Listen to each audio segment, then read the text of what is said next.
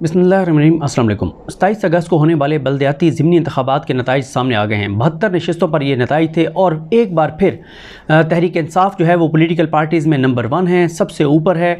और हैरानकुन तौर पर जो मुस्लिम लीग नून है, बल्कि हैरानकुन तौर पर तो नहीं कहना चाहिए, ज़ाहिर है जो मुस्लिम लीग नून ने 16-17 माह में किया है अवाम के साथ, उसके बाद किसी में अगर ज़रा सी भी इंसानियत है, शर्म है, अखलाकियात हैं, तो वो कैसे शेर के निशान पर जाकर और ठप्पा लगा सकता है। तो खैर वही हुआ कि शेर एक भी सीट नहीं ले सका, बल्ला छा गया।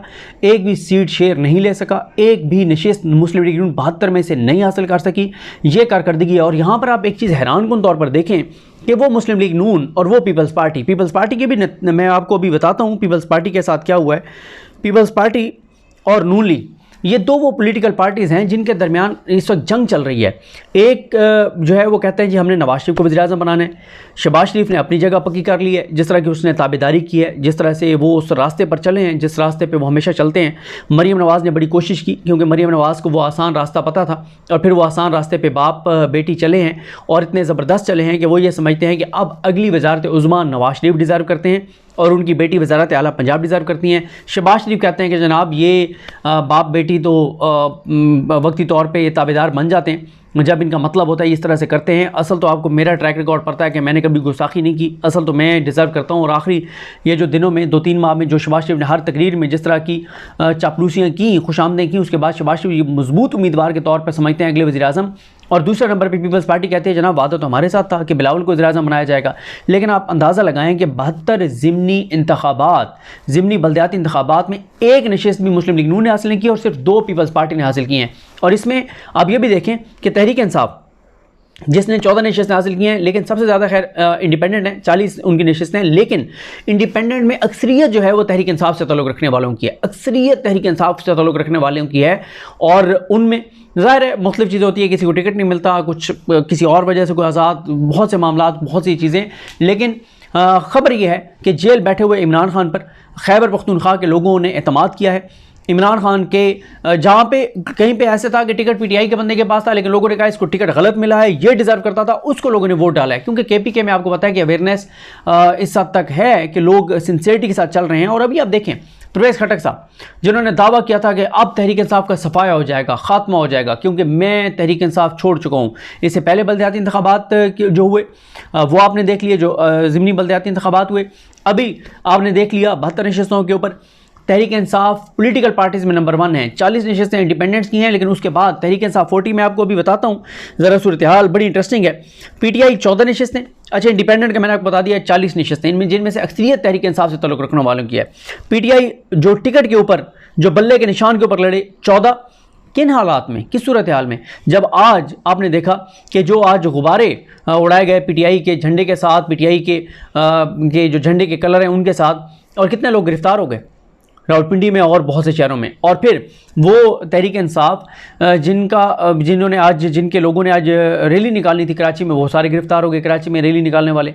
फिर आप तहरीक इंसाफ का नाम टीवी पे नहीं ले सकते, आप इमरान खान का नाम नहीं ले सकते, इमरान खान की तस्वीर नहीं चल सकती, आप उन्हें कैदी नंबर 804 तो कह सकते हैं, आप इनको जो है वो चेयरमैन पीटीआई तो कह सकते हैं, आप जो है वो कोई भी नाम दे सकते हैं। साबिक वज़ीर-ए-आज़म तो नहीं खैर कह सकते, अब तो साबिक वज़ीर-ए-आज़म एक और भी हो गए हैं सिलेक्टेड, वो जो थे शहबाज शरीफ साहब, लेकिन ये आप उनका नाम नहीं ले सकते। उस इमरान खान पर केपीके के लोगों ने जेल बैठा है, जिसके बारे में इस वक्त इस्टेब्लिश कर दिया गया कि उसके ऊपर क्रॉस लग गया, उसका टाइम ख़त्म हो गया, लेकिन उस इमरान खान पे केपीके के लोगों ने एतमाद किया है। और मैं आपको बताऊं कि मैं अभी चंद दिन पहले, यानी को एक हफ़्ता पहले, मेरा केपीके के बहुत से इलाकों में जाने का मुझे मौका मिला। मैंने वहाँ देखा है लोगों का कि जो लोग इस वक्त वहाँ पे डिस्टर्ब हैं, और लोगों की जो इमरान खान के साथ कमिटमेंट है, उस कमिटमेंट को नहीं तोड़ा जा सकता। मुझे कोई एक भी वहाँ पे शख्स, कोई एक भी फ़र्द, केपीके को एक भी शहरी ऐसा नहीं मिला जिसने कहा हो कि मैं तहरीक इंसाफ के साथ इसलिए था कि परवेज़ खटक तहरीक इंसाफ के अंदर था, क्योंकि परवेज़ खटक ने तहरीक इंसाफ छोड़ दिया तो मैं अब इमरान खान से अलग हो गया हूँ। मुझे एक भी कोई ऐसा केपीके के अंदर नहीं मिला शहरी जिसने ये कहा कि यार इमरान खान के बारे में जो नून लीग ने बयानिया बनाया है ना, ये साइफ़र वाला हो, अलकादर ट्रस्ट वाला हो, ये तोशाखाना वाला हो, जो दहशतगर्दी वाला हो, बगावत वाला हो, गद्दारी वाला हो, मुल्क दुश्मनी वाला हो, मुल्क को नुकसान पहुँचाने वाला हो, मुल्क को कमज़ोर करने वाला हो, वो जब से मैंने सुना है ना वो बयानिया, तो मैं तो कायल हो गया हूँ और मैं इमरान खान के साथ हर जनाब मैंने इमरान खान के साथ छोड़ दिया। बल्कि ऐसे कई लोग मिले जो कहते हैं पहले हम इमरान खान के साथ नहीं थे, अब हम इमरान खान के साथ हैं। और फिर आपने देख भी लिया अभी कि जिस तरह से लोग एतमाद का इजहार कर रहे हैं। फिर आप ये देखें 14 PTI की नशिस्तें, JUIF 6 नशिस्तें मौलाना फजल रहमान, और उसके बाद जमीयत उलमाए इस्लाम JI Jamaat Islami Pakistan 5 नशिस्तें, ANP 4 नशिस्तें, peoples party, वाह वाह वाह, पीपल्स पार्टी जो अगला वो कहते हैं हम वज़ीर आज़म के उम्मीदवार हैं, जरदारी साहब वज़ीर आज़म बनना चाहते हैं, बिलावल साहब वज़ीर आज़म बनना चाहते हैं, पीपल्स पार्टी 2 नशिस्तें, TLP 1। आप ये देखें कि TLP 1 नशिस्त, पीपल्स पार्टी 2 नशिस्तें, और 40 इंडिपेंडेंट 72। ये हालात हैं, ये सूरत हाल है। और आप इसमें अगर आप आगे, मैं मुकम्मल आपको तफसीलात नहीं बताता, जैसे अभी जैसे अगर मैं पेशावर की बात करूं, पेशावर की 6 नशिस्तें अगर थीं तो वहाँ पे 3 पे PTI जो है वो कामयाब हुई है। और इसी तरह से मतलब मुख्तलिफ शहर, ये कहाँ थे, पेशावर में थे, नौशहरा में थे, चारसदा में थे, खैबर में थे, मर्दान में थे, कोहाट में थे, बन्नू, लकी मरवत, DI खान, टांक, एबटाबाद, हरीपुर, मानसेरा, बटग्राम। ये सारे नाम क्यों बता रहा हूँ? इन सारे अजला में किसी एक भी नशिस्त के ऊपर नून लीग कामयाब नहीं हुई। दोबारा सुने, मतलब यहाँ पे एक सीट नून लीग नहीं हासिल कर सकी। Peshawar, Nowshera, Charsadda, Khyber, Mardan, Kohat, Bannu, Lakki Marwat, DI Khan, Tank, Abbottabad, Haripur, Mansehra, Battagram, Torghar, Swat, Shangla, lower Dir, upper दीर, मालाकंड, बाजोड़।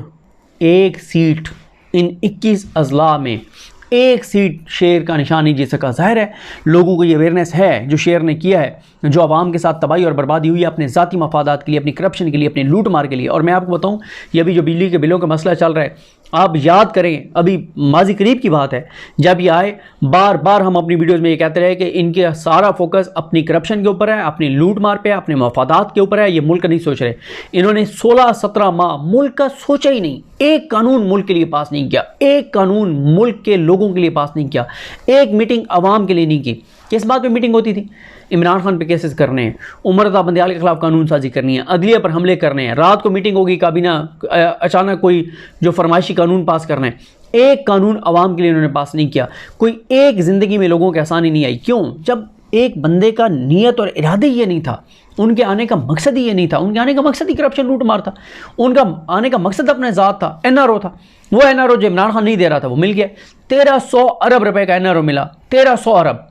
और अभी आप देखें, मैं अभी एक चीज़ मैंने ट्वीट भी की है कि जो बयानिया बनवाया जा रहा है, वो जी वापडा के मुलाजमीन को जो है ना वो मिलते हैं जनाब, मुफ्त यूनिट मिलते हैं। यार अगर वापडा के जितने भी मुलाजमीन हैं, अगर उनको साल पूरे के 5 अरब रुपए के कोई उनको फ़ायदा मिल जाता है तो वो भी पाकिस्तानी है। यार क्या हो गया? असल तो लोग कुछ और हैं, जिनको मिलते हैं मरात, उनकी तरफ जाता कोई नहीं है। और फिर एक साल में जो ये होता है ना कि अगर बिल रिकवर करने हैं, यानी मुख्तलिफ शहरों में जो बिलों की रिकवरी है, यानी अगर 100 रुपये रिकवर करना है और 70 रुपये किया है तो बाकी 30 रुपये जो है वो उन लोगों से वसूल किए जाएंगे जो बिल पे कर रहे हैं, उनसे नहीं जिन्होंने बिल नहीं दिए 30 रुपये, उनसे जो बाकी दे रहे हैं। और उसमें आप देखें इन्होंने एक साल में 400 अरब 2022-23 में एक साल में, मलयाती साल में तकरीबन 400 अरब रुपए जो हैं, 400 अरब रुपए जो हैं वो इन्होंने जो है वो इन्होंने 400 अरब इजाफी लोगों से वसूल किए हैं। आपको पता है ये 400 अरब कितने होते हैं? शौकत खानम हॉस्पिटल का आपको पता है? पता होगा डेफिनेटली। शौकत खानम हॉस्पिटल जैसे 60 से 70 हॉस्पिटल बन सकते हैं एक साल में। जितने इन्होंने आवाम से सिर्फ इस मद में इन्होंने लाइन लॉसेस और जो बिजली के बिल ये रिकवर नहीं कर पाते और फिर आवाम से इन्होंने रिकवर किए हैं 400 अरब। अगर ये 400 अरब लगाएं तो 60 से 70 शौकत खानम हॉस्पिटल बन सकते हैं। तो फिर आप खुद अंदाज़ा लगा लें कि कितनी बड़ी रकम है, कितने बड़े ये 5 अरब जो लोगों के इनके पीछे लगा दिया गया वापडा वाले मुलाजमीन के पीछे। यार वो भी तो पाकिस्तानी हैं, उनकी भी तो तनख्वाहें कम हैं, कोई ज़रूरी नहीं उनके सारे अफसर हैं, उनके मुलाजमीन हैं। अगर उनको उन शहरियों को फ़ायदा मिल रहा है तो हमें क्या ज़रूरत है हम उनके पीछे पड़ गए। असल तो ये इन्होंने जो करप्शन लूट मार की है 16-17 माह में, 5 अरब तो किसी गए गुजरे वज़ीर ने एक डील में लिए होंगे जब ये भी इनकी हुकूमत थी, क्योंकि खुला खाता था, कोई पूछने वाला नहीं, अदालतें पूछने वाली थी, ना कोई और इदारा पूछने वाला था, सब इनके साथ थे, मीडिया इनके साथ था, इदारे इनके साथ थे, इलेक्शन कमीशन इनके साथ था, सब इनके हाथ में था। इन्होंने ऐसे मुल्क को नोचा है, इन्होंने ऐसे मुल्क को लूटा है जैसे पता नहीं कोई दुश्मन आके पाकिस्तान के ऊपर हमलावर हो गए हो कि जितना नोच सकते हो नोच लो, जितना लूट सकते हो लूट लो। तो देखें KPK ने फैसला सुना दिया एक बार फिर, KP के बार बार फैसला सुना रहा है, KP के बार बार बता रहा है कि वो इमरान खान के साथ खड़े थे, वो इमरान खान के साथ खड़े हैं और इमरान खान की KPK में पॉपुलैरिटी बढ़ती चली जा रही है। पंजाब में बलदियाती इंतखाबात करवाए ना, ये इस्लामाबाद में बलदियाती इंतखाबात हाई कोर्ट के ऑर्डर्स के बावजूद नहीं हुए और हाई कोर्ट उसके ऊपर चुप करके बैठी है। उस पर जमात इस्लामी ने पिटीशन की है। और इसमें मैं आपको ये भी बता दूं एक और अपडेट कि जमात इस्लामी के लोग जो एहतजाज कर रहे थे बिलों के लिए, बिलों में की कीमतों में इजाफे, उनके ऊपर FIR कर दी हैं, 20-25 लोग गिरफ्तार कर लिए हैं। वो आमिर बलोच साहब उनके स्पोक्स पर्सन हैं, उन्होंने भी बयान जारी किया। मियां असलम साहब ने भी बयान जारी किया है। मियां असलम साहब ने जो है वो उन्होंने बयान जारी किया है, मियां मोहम्मद असलम साहब ने, कि जनाब आप रिहा करें हमारे लोगों को, वरना अमन व अमान की ज़िम्मेदार जो है वो ज़िले इंतज़ामिया होगी इस्लामाबाद की। तो छोड़ें आप लोगों को, आप एक तरफ इतने भारी भरकम बिल भेज रहे हैं, दूसरा लोगों को आप एहतजाज नहीं पुरअमन करने दे रहे, लेकिन आप चीज़ें तेज़ी से आगे बढ़ रही हैं। अब इतना आसान नहीं है। बहरहाल आज क्योंकि 28 अगस्त का आगाज़ हो गया, तो देखना है कि आज क्या तीर चलाते हैं हमारे निगरान प्राइम मिनिस्टर साहब। और आज के दिन वैसे बहुत सी डेवलपमेंट्स के वाले से अहम है, उन पर बात करेंगे। मुझे अपनी दुआ में याद रखें। अल्लाह हम सबका हामी नासर। अल्लाह हाफ़िज़।